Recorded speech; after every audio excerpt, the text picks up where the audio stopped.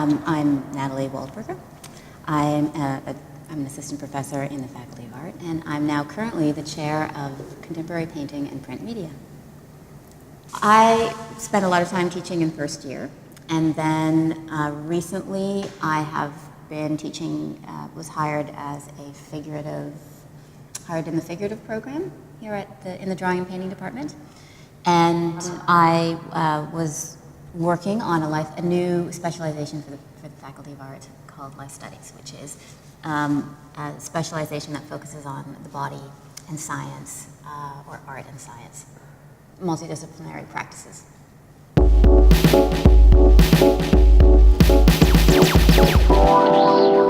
Currently my practice is mostly in caustic painting, text-based work, and figurative practice as well. Oh, look at this. So this is encaustic. This is encaustic. Because I can see the kind of relief, the three-dimensionality to it. And I'm interested in the medium because it has a heaviness and a weight to it, but then there's the typographical forms, which you can make out. So it's almost like layering of text, but also removing the meaning in some way. But the pieces themselves derive out of passages from the DSM, the Diagnostic Statistic Manual. Right. And they represent the text differences between the fourth DSM and the fifth DSM, because they're a little bit charged, and the DSM, way back in the 50s, for instance, put homosexuality in there as a disorder, right? So it's tightly implicated in social practices, right, or social ideas. So, the DSM, every version of the DSM represents new ways that we think about mental health or new ways that we think about disorders. Oh. It's a medium that goes way back, and it's one of our first representations of painting. So, for me to use it in the context of text-based work is kind of really interesting. It's so visceral and so material, and then you have this typography, which is computer generated, and so to layer them and to really remove the meaning of the text at the same time, in some way. Some of it's very legible, some of it's not. So this is where I start to ramble. That tension is something that I really like. What you're using Illustrator for? Generally picking typefaces. So here's a series where they come together as a grouping, and they're various sizes. But Illustrator is really helpful because I can manipulate text. I can expand it, I can stretch it, I can, move it. And also what I really enjoy is how typefaces and fonts have associations. So, you can see this one right here, looks like something out of the 70s. You've got script fonts, and the fact that these all started with the human hand and scribes kind of writing out and perfecting writing and codifying it, that has now been entered into a digital world. With Illustrator, I can start to form my own typefaces, fuse them, and really understand what they're going to look like when they start to layer, which is really important because it's kind of a random process, opening up your concepts to the technologies that are required, right? So that it's not technology-based simply because we need to use it, but that there are real considerations that philosophically or conceptually there's a kind of holistic approach. Students understand how it can be useful, but that it doesn't take over, it's not virtuosity, but that there is an integrity behind it.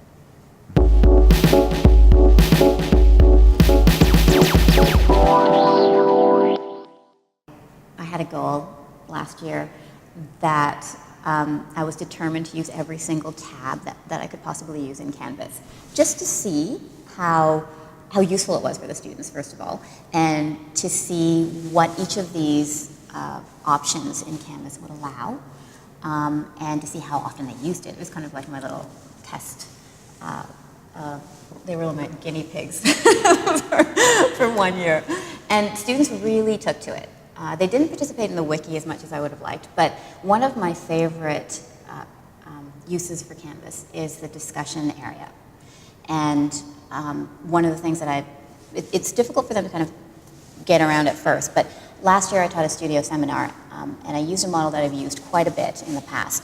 But I found it really useful for students to do the readings and then to be able to talk about it when we wanted to keep to be able to talk about it online, when we wanted to keep our studio time kind of, our precious studio time intact.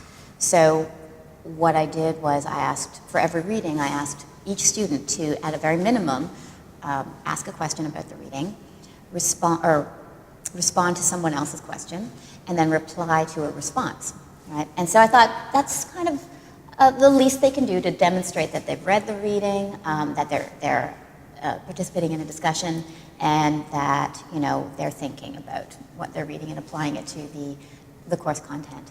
And so what I found was that the students just took off with it, and there were pages and pages and pages of discussion about a reading, some more than others. So it also gave me a really good sense of what people were reading, what they liked, what they found useful. And what it did do too, I didn't interfere with the reading or with the discussion at all. I didn't comment. If I flagged some, I would flag some issues and bring them into the class and have a brief discussion in class. But for the most part, it balanced out. People would say something, someone else would kind of counter, and there was a great dialogue that was happening, and it really helped integrate the students into the classroom, into the class itself.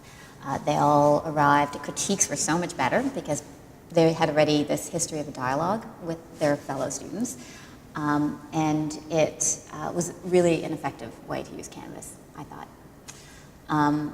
And other ways that I use Canvas, in the effort of bringing as many different influences and resources as possible into the arena of learning. I'll do that in class, of course, but also Canvas is great for being able to send or link videos to just post a reading or something all of a sudden. Oh, you should read this. It's really helpful, and to be very specific about students' needs in a way that the rest of the class can share. So if somebody's, if we have a discussion in class about a topic or a concept that somebody wants to build on, I'll post a reading for everyone.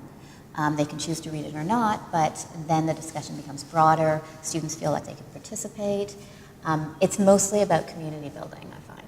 That the technology is very useful for community building.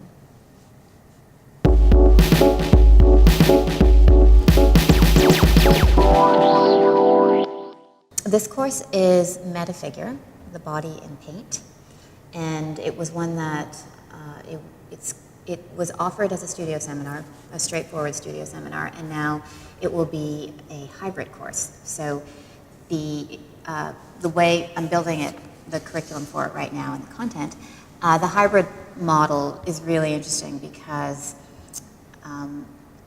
much of the activity, the lectures even, because I would do a lecture and then we'd have a studio. And, with a 3-hour course, I was having a hard time doing the lecture, having a discussion, and then continuing to have any kind of content, studio content in the classroom. And so I saw the hybrid model as something that was really useful and really effective for maintaining the integrity of the studio while conducting as much as possible online, including, obviously, the discussions. What I'm looking at right now, I'll do all the lectures online, or at least the majority of them, so that anybody can teach the course and the content remains relatively stable. An issue for me was being the only one to provide that content. So she had a great idea, and which is what you're doing right now, and that is to interview people. So I've gone to 5 different faculty members. Because it's a figure course, there are obviously issues of representation that come up, and which I can speak to from my point of view, but I also wanted to locate those issues with different people who are working in the same field, let's say. And so, I have interviewed, I interview hopefully we'll have 6 or 7 interviews to add to the content, so that I'm not the sole person doing lectures, and also I expect that person teaching it, whomever it is, will also contribute. So, you know, just in terms of sort of diversity and representing, thinking about representing other bodies, because this is a figure painting course. In thesis, thesis is kind of sprawling. It's in drawing and painting. There are sometimes, you know, 70 to 80 students. So, and 6 advisors. So Canvas becomes really important for conveying information, for keeping people aware of constantly shifting situations. And it also is a really good example it's a really good place to put up examples. But one of the things I did was create a small group. The people in thesis get, you know, 10 to 12 people to work with as a smaller group, so to make it a little bit easier for them to do their work and to discuss their ideas. And one of the things I did was to keep my group kind of cohesive in this larger throng of people. To keep my group cohesive, we used Canvas a lot for discussions, to share our ideas. We had a lot of group critiques. Oh, so you had class groups? Yeah, individual class groups. Is that what it's called? Yeah. Class groups. No, I was just trying to understand. Yeah, so in thesis, we have smaller class groups because the body of thesis, student body, is so large. And so for my class group, I was able to, you know, maintain an ongoing dialogue. Students talk to each other about their own work on this group. In the first term, while they were doing their research, students would upload work and images and ideas to let other students know what they were doing, which also fostered a dialogue in the studio. So it was really helpful.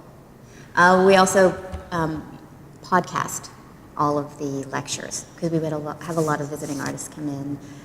Again, David Mirvish came in to do an interview with Dan Solomon for the thesis group, and that was podcast. And Sherry Boyle did a talk. It was a fantastic year, and we were able to document absolutely everything for the students. A lot of students want to hear those interviews or those talks again and again, and they refer to them. They often use it in their research to reference. And there's some students, you know, even for learning disabilities, it's really helpful. A really large classroom, you know, it's beneficial for some students to be able to have access to the material again and again.